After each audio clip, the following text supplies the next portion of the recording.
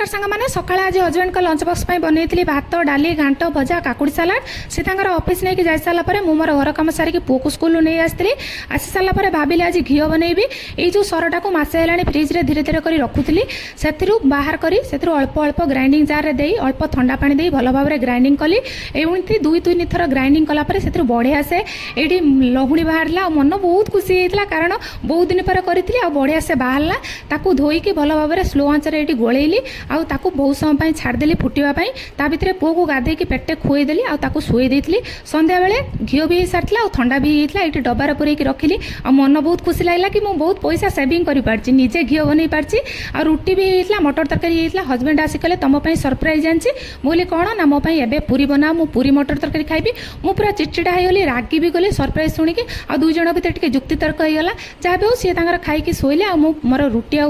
मटर तरकारी खाइली आज